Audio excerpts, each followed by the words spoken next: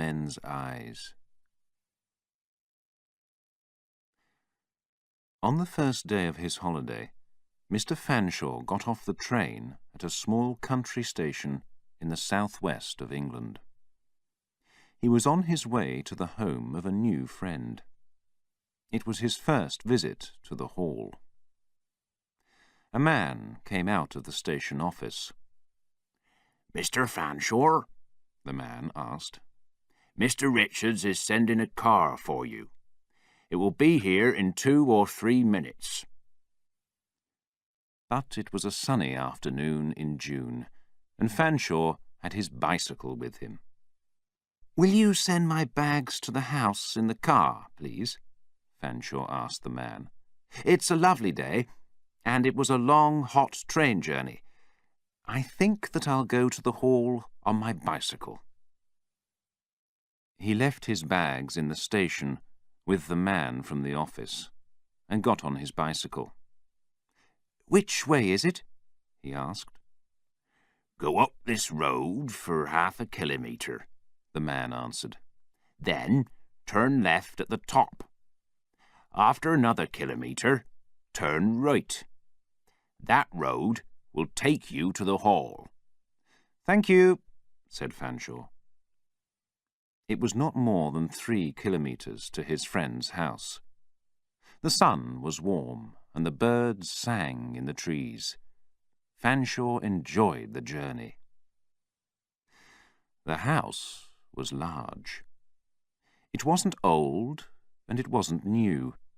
It stood in the middle of a park of tall trees. "I'm going to like it here," Fanshawe thought. "It's a good place for a quiet holiday." Henry Richards was outside the front door of the house when he arrived. He was a big man, about 60 years old. He had a red face and grey hair. "Fanshawe, my dear friend," he said when he saw his visitor. "Hello, Henry," said Fanshawe. "It was a long journey, but this is a beautiful place." Richards smiled. "Tea is ready in the garden," he told Fanshawe. "Patton, my servant, will put your bicycle away. I always have tea in the garden when the sun shines." It was a lovely, warm afternoon. They sat under the trees and had their tea. "This is wonderful," said Fanshawe. When it was nearly 6 o'clock, Richards said, "Let's walk up the hill. You can see a long way across the country from the top. We can leave here now and be home before 8 o'clock. Would you like that?" "Yes," said Fanshawe. "I'm ready now. But have you got any binoculars?"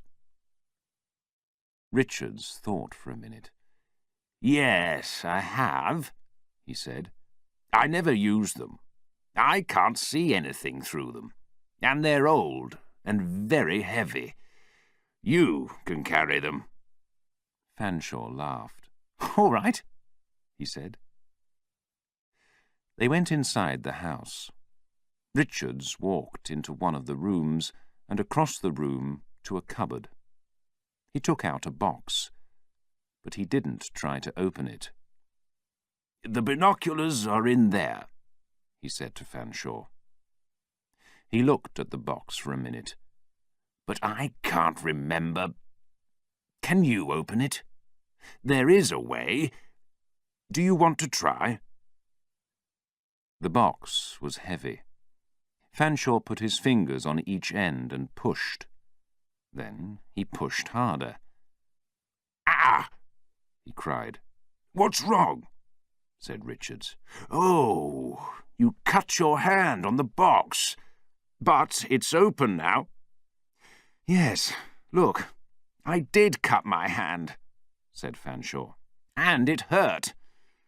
But here are the binoculars." He took them from the box. "They are heavy, but I can carry them." "Are you ready, then?" said Richards. "Let's go out through the garden." They walked through the garden and into the park. Then they began to climb the hill. "The binoculars came from old Mr. Baxter," said Richards. "He was a watchmaker in the village, but he enjoyed looking for old things. He found the floor of a Roman building near here. A lot of other things, too. He's dead now. When he died, I bought his papers and those binoculars. He made the binoculars." "Did he? Then he was a clever man," said Fanshawe. "But why are they so heavy? It's strange." "Baxter was a strange man," said Richards. "He often closed his shop for 2 or 3 days and walked round the country near here. He made notes about interesting places. People use his notes now, and they often find old things in the ground." "That's interesting," said Fanshawe. "And you're right. Baxter was a clever man," said Richards. "But I didn't like him. Not many people did. But I can't talk about him now, Fanshawe. I can't climb this hill and talk at the same time." There were some trees at the top of the hill. The two men sat down under them and looked across the country. "You were right," said Fanshawe. "You can see a very long way from up here. And everything looks very beautiful this evening," said Richards. The tops of some of the hills were green and open. Other hills had trees on them.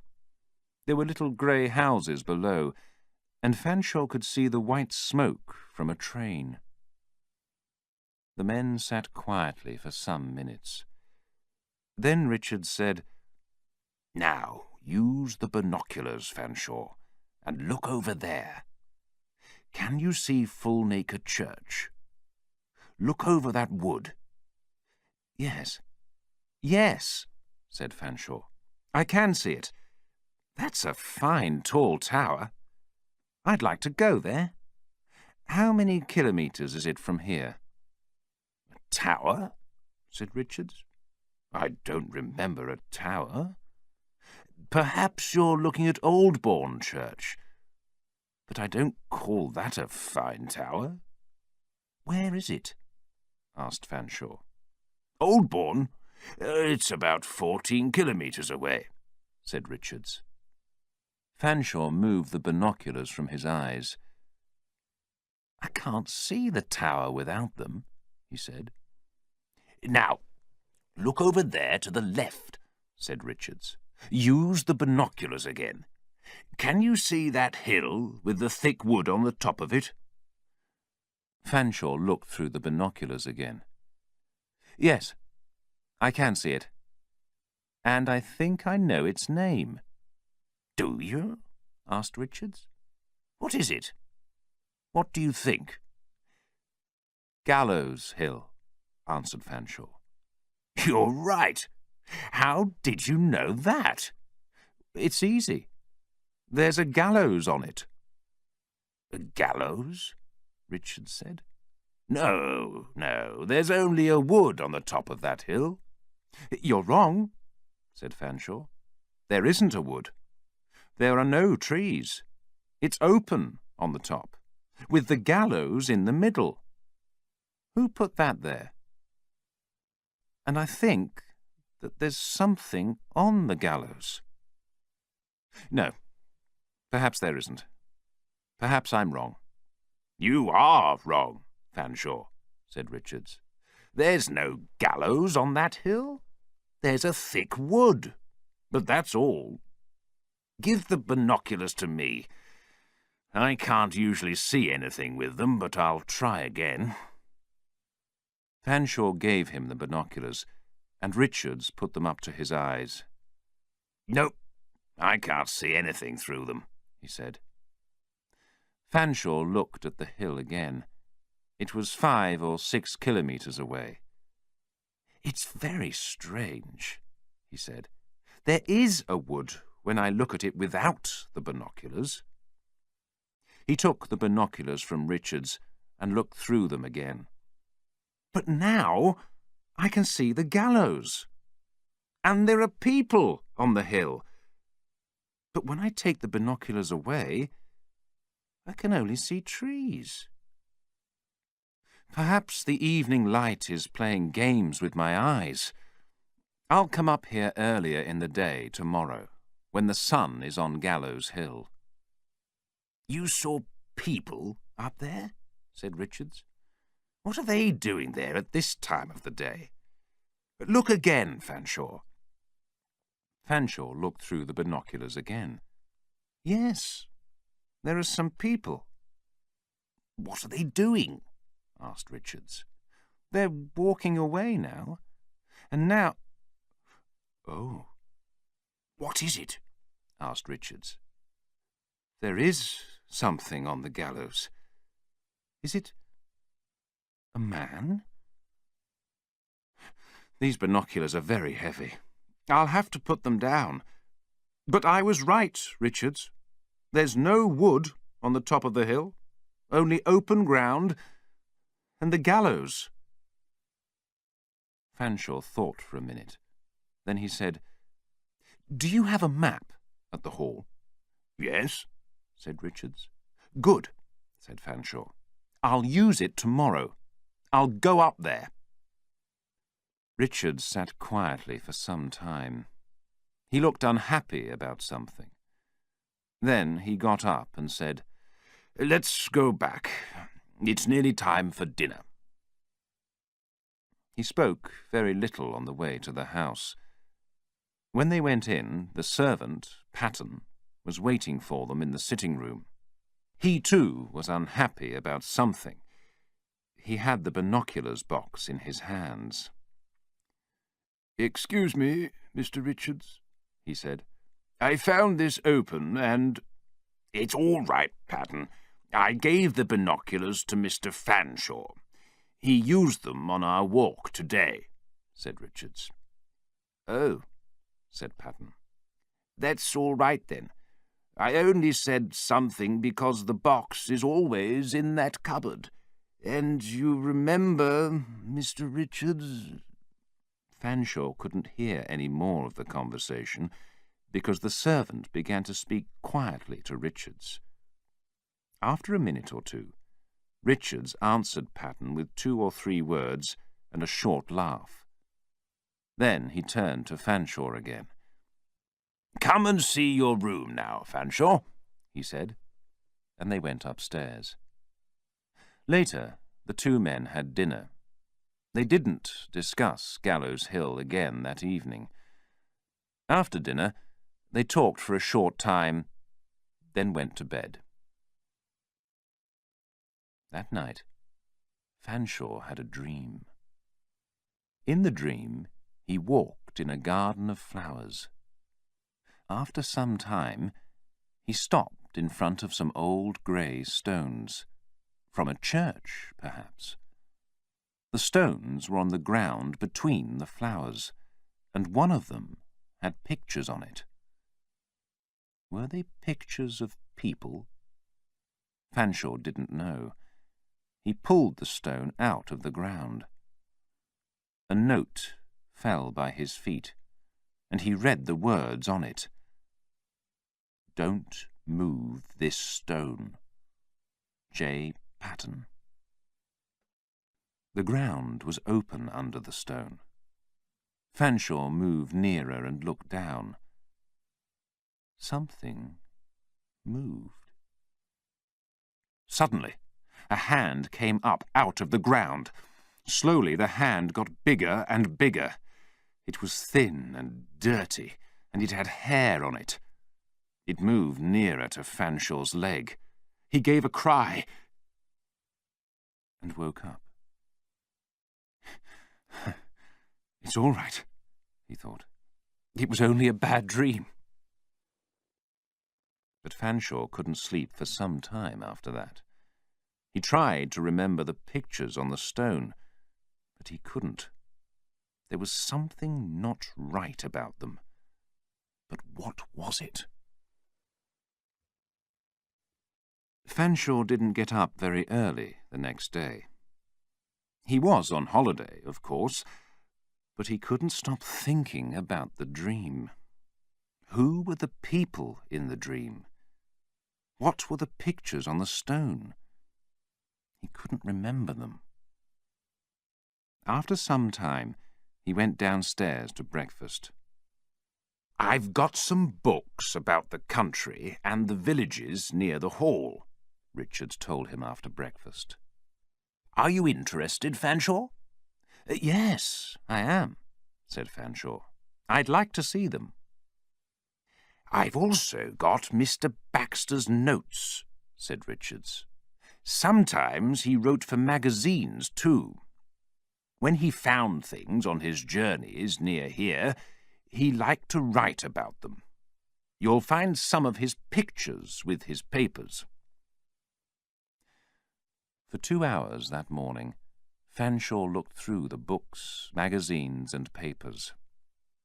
One of Baxter's pictures was of a fine, tall tower, and it was not the tower of Oldbourne Church. Later that day, Richards asked Fanshawe, "What are you going to do this afternoon?" "I'll go out on my bicycle," said Fanshawe. "I'll go to Oldbourne and then go to Gallows Hill. That will be about 25 kilometres. Is that right?" "Yes," said Richards. "I'll give you the map. You'll go past Lambsfield and Wonston. Go and see them. They're very interesting places." "All right, I will," said Fanshawe. "Can I take your binoculars with me?" "Of course," said Richards. "I want to get some better binoculars. These really are too heavy. Perhaps I'll go into town today and find some." "Why?" asked Fanshawe. "You say that you can't see anything through binoculars." "I know," said Richards, "but perhaps with some new—" He stopped, then spoke again. "Patton doesn't like Baxter's binoculars. He knows a story about them. Something about the binoculars and the old watchmaker. This morning he said, 'After last night, I'll have to tell you the story.' He's going to tell me later." "He said, 'after last night'?" said Fanshawe. "I had a very bad dream last night. Did he have a bad dream too?" "He didn't sleep well," said Richards. "He looked very old and tired this morning." "I'd like to hear his story too," Fanshawe said. "Perhaps he can tell us when I come back." "All right, I'll ask him," said Richards. It was 9 o'clock that evening when Fanshawe arrived back at the hall. "You were a long time," Richards said. "What happened?" "I'm sorry I'm late," answered Fanshawe. "I had problems with my bicycle. I had to push it for the last 3 or 4 kilometres. It wasn't easy." Richards called to his servant. "Patton, get Mr. Fanshawe a large drink." "Yes, Mr. Richards," said Patton. Richards turned again to Fanshawe. "Have a quick bath and then come down to dinner." They had dinner, and Fanshawe told Richards about his journey. "I arrived in Lambsfield without any problems, and I went into the church there," he said. "The windows were very interesting, but I couldn't read some of the writing on them." "Did the binoculars help?" asked Richards. "No," said Fanshawe. "Not inside the church. Not inside anywhere. But I took a photograph of the window. Perhaps I can make the picture bigger and read the words later." "Where did you go then?" asked Richards. "I went to Wonston," said Fanshawe. "That was an interesting place. And after that, I went to Fulnaker and Oldbourne. It's very strange about the tower. I saw a tower through the binoculars from the top of the hill yesterday evening. Do you remember?" "Yes, I remember, said Richards. But Oldbourne Church is very different, said Fanshawe, and there are no buildings more than 10 metres tall in Fulnaker now. But it did have a tower. I read about it in one of your books. Really? Said Richards. Yes. And I didn't tell you about Baxter's picture of Fulnaker, said Fanshawe. Baxter's picture? Said Richards. A picture from one of his notebooks? Yes, said Fanshawe. Yesterday, when I saw that tower from the hill, I saw the tower in his picture. But why did Baxter do a picture of something when it wasn't there? I don't know, said Richards. Tell me about Gallows Hill. He turned to his servant. Patton, come and listen to this. Mr. Fanshawe saw something on Gallows Hill. I told you about it earlier today. I remember, Mr. Richards, said Patton. And I know that— Yes, all right, Patton, said Richards quickly. Your story can wait. Let's hear Mr. Fanshawe's first. He turned back to Fanshawe. So, did you come back through Ackford and Thorfield? I did, and I looked inside their churches, said Fanshawe. Did you find them interesting? Asked Richards. Yes, they were very interesting, said Fanshawe. Then I looked at the map and found the way up to Gallows Hill. I pushed my bicycle up to the top, and there was the wood. Did you hear that, Patton? Richards said to his servant. Mr. Fanshawe saw the wood. No gallows, only the wood. I was right. You were right, and I was wrong, said Fanshawe. There was a wood. I can't understand it. It's a thick wood, and I pushed my bicycle in front of me to get through the trees. Then I began to have problems with the bicycle. I'll come to open ground in a minute and see the gallows, I thought. But I didn't. I walked and walked, and I'll tell you something, Henry. I didn't like the place. I really didn't like it. Did you hear that, Patton? Richard said again. He turned to his servant. Mr. Fanshawe didn't like Gallows Hill.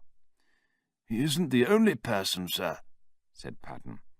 Not many people want to go— I know, said Richards quickly. What happened next, Fanshawe? I walked through the trees and pushed my bicycle in front of me, said Fanshawe. 2 or 3 times I thought, there's somebody or something behind me. Then there was a hand on my back. He stopped. A hand? Said Richards. His eyes opened wide. Yes, said Fanshawe. I looked round quickly, but there was nothing there. Nothing? Said Richards. Nothing, said Fanshawe. Then later I thought, there's somebody above me. I looked up and fell over a stone. The stone was big and square and open at the top.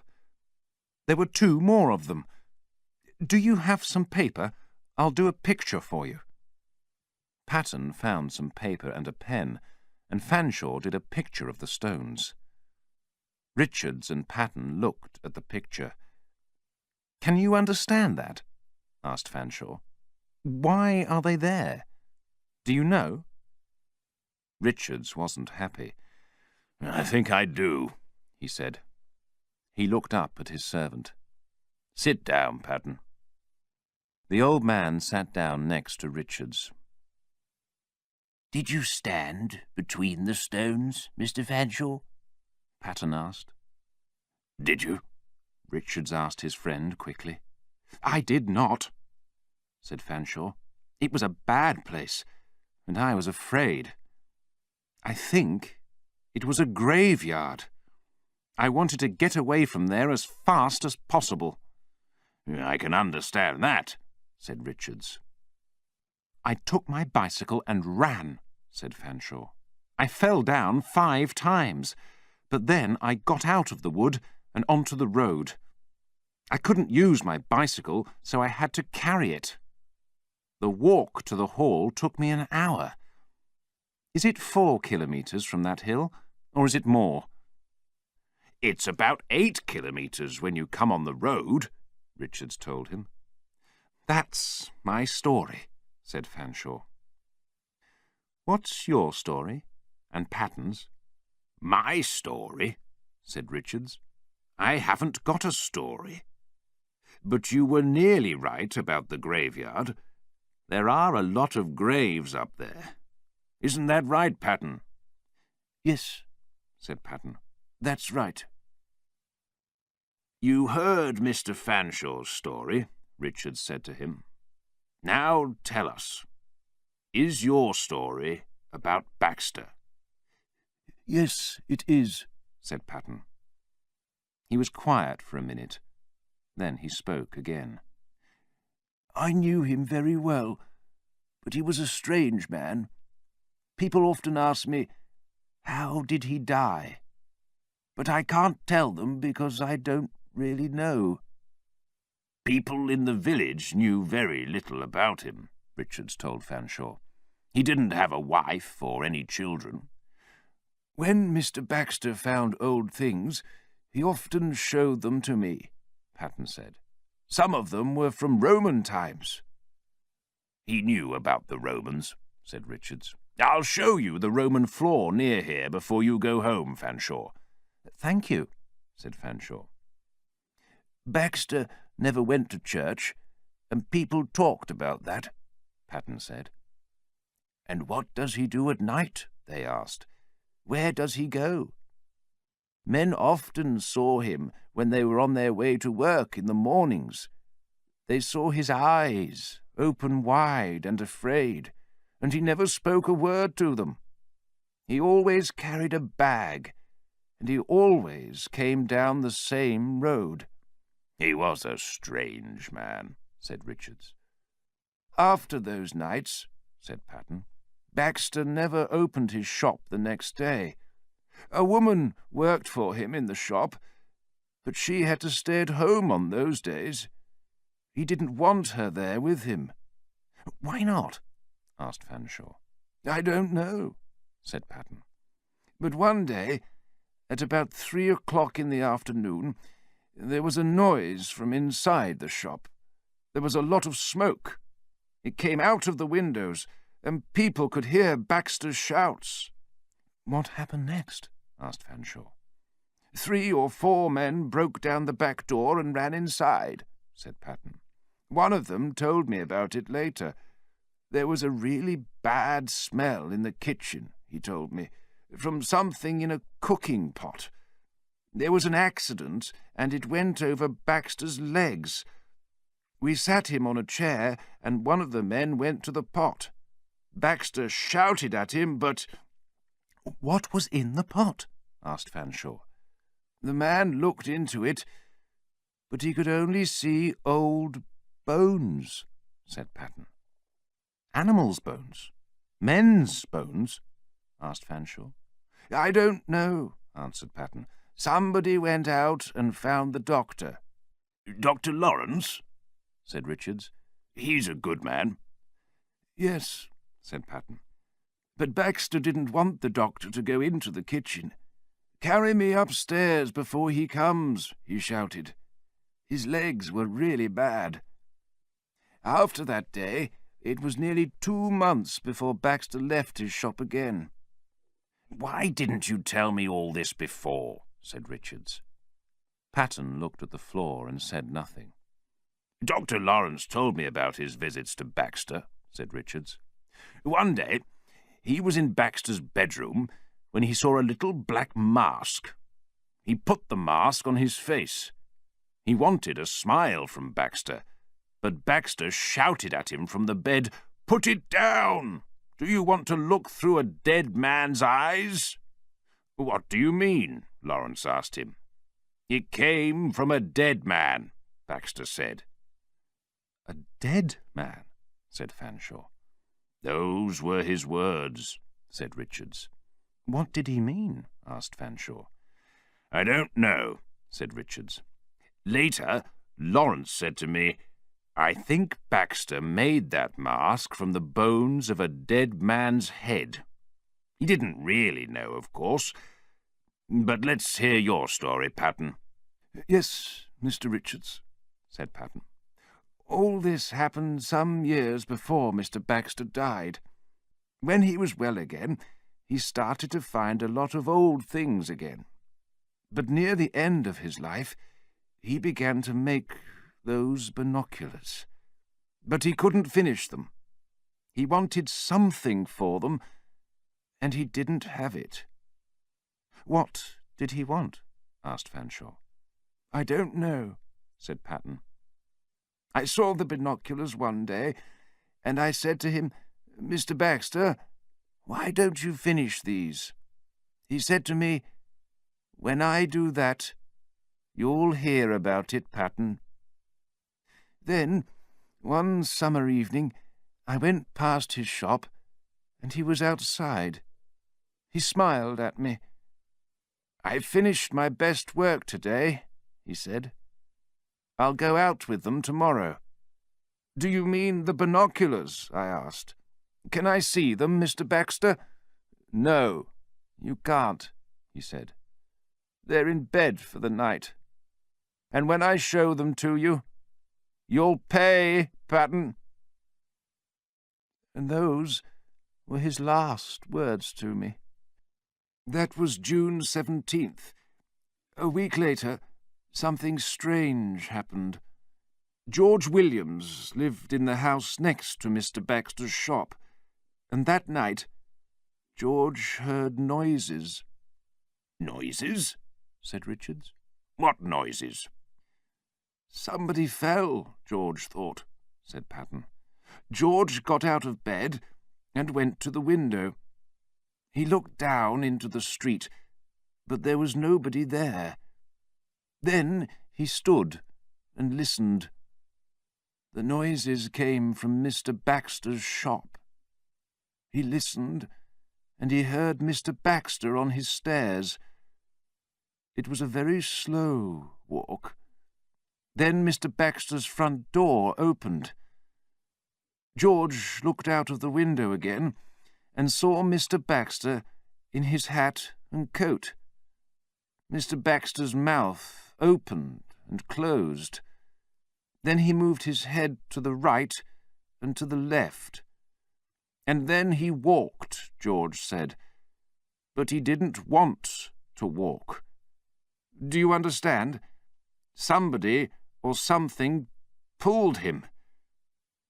But there was nobody there. Nobody? Said Fanshawe. That can't be right. Perhaps it was too dark, and your friend George couldn't see them. No, Mr. Fanshawe, said Patton. George saw everything. Somebody or something pulled Mr. Baxter. But there was nobody there. Then Mr. Baxter's hat fell onto the road. George opened the window and heard a shout from Mr. Baxter. Please, sirs, don't do this, George heard. Are you ill, Mr. Baxter? George called down to him. I'll get Dr. Lawrence. Go back inside, came the answer. But did Mr. Baxter say it? Or was it another person?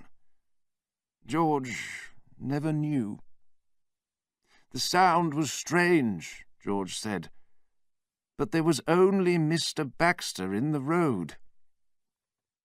George wasn't happy about it, but he closed the window. He went and sat on his bed. He could hear Mr. Baxter outside on the road. After a minute, he stood up again and went to the window. He looked out again. What did he see? Asked Richards. He wanted to know, but he was afraid to hear the answer. He saw Mr. Baxter on his way up the road with the same strange walk, said Patton. Somebody or something pulled him? Asked Fanshawe. Yes. I don't know. There was nobody there. Only Baxter, said Patten. George remembered one more thing. Mr. Baxter didn't stop for his hat when it fell onto the road, but later it was on his head again. Somebody, or something, put it there. And after that, nobody saw Mr. Baxter for a week or more, said Patten. Then, one evening, Will Fakes came over the hill to the village. I saw hundreds of blackbirds above Gallows Hill, he told people. I never see birds up there. So Fakes and Dr. Lawrence and 5 or 6 more men went up the hill. They found Mr. Baxter dead on the ground. He was between those 3 stones. After Patten finished his story, nobody spoke for some time. Then Patten looked at Fanshawe and said, "Excuse me, Mr. Fanshawe, but did you take those binoculars out with you today?" "Yes, I did," said Fanshawe. "And did you use them?" asked Patten. "Yes, I wanted to look at something in Lambsfield Church," said Fanshawe, "but I couldn't see anything through them. And now I remember, when I came back here, I left them outside on my bicycle." "That's all right," said Patten. "I'll get them in the morning. Perhaps you can try them again then." "Yes, I'll do that," said Fanshawe. After a little more conversation, he and Richards went to bed. The next morning, before breakfast and after a good sleep, Fanshawe took the binoculars into the garden. He looked through them at the hills, but he couldn't see anything. He tried again and again, and then went inside the house. He found Patten and Richards. "I can't see anything through them," he said. "Did you break my binoculars?" said Richards. "No," said Fanshawe. "I didn't do anything, but they don't work." After breakfast, Richards took the binoculars out into the garden. "I'll try," he said. He looked through them, but he couldn't see anything. "They're too heavy," he said. "Be careful," said Fanshawe. But before Richards could catch them, the binoculars fell from his hands to the ground. They broke, and something wet and black came from inside them, and with it came a very bad smell. Richards jumped back. "Ah!" he said. "Now I understand. Now I know about his cooking." "What do you mean?" said Fanshawe. "Are you talking about Baxter?" "Yes," said Richards. "What did he cook?" asked Fanshawe. "Remember Baxter's words to the doctor," said Richards. "He said, 'Do you want to look through dead men's eyes?'" "Yes, I remember," said Fanshawe. "What did he mean?" "He cooked bones in his pot, remember?" said Richards. "Yes," said Fanshawe. "And what did he do with the water from those cooked bones?" said Richards. "Those old, dead men's bones. He put it in the binoculars." Fanshawe's mouth fell open. And when you look through the binoculars, you look through dead men's eyes. But the ghosts of those dead men were angry," said Richards. "They didn't want him to take their bones from the ground." "So it was the ghosts of those men," began Fanshawe. "Yes," said Richards. "Those men died on the gallows, and their ghosts carried Baxter away and killed him on Gallows Hill. He looked at the binoculars. I don't want to see these again. We'll put them back under the ground. It's the best place for them. Yes, you're right, said Fanshawe. But what happened to them? Why couldn't I see through them today? You took them into a church, Richard said. I think that's important. After you visited the church, you couldn't see anything through them. After you visited the church, you couldn't look through dead men's eyes. Yes, you're right, said Fanshawe. But Baxter had the binoculars for a week after he finished them, said Richards. What did he see in that time? What did he see through those dead men's eyes? I can't answer that, said Fanshawe. But do you remember his picture of Fulnaker Church Tower? Yes, said Richards.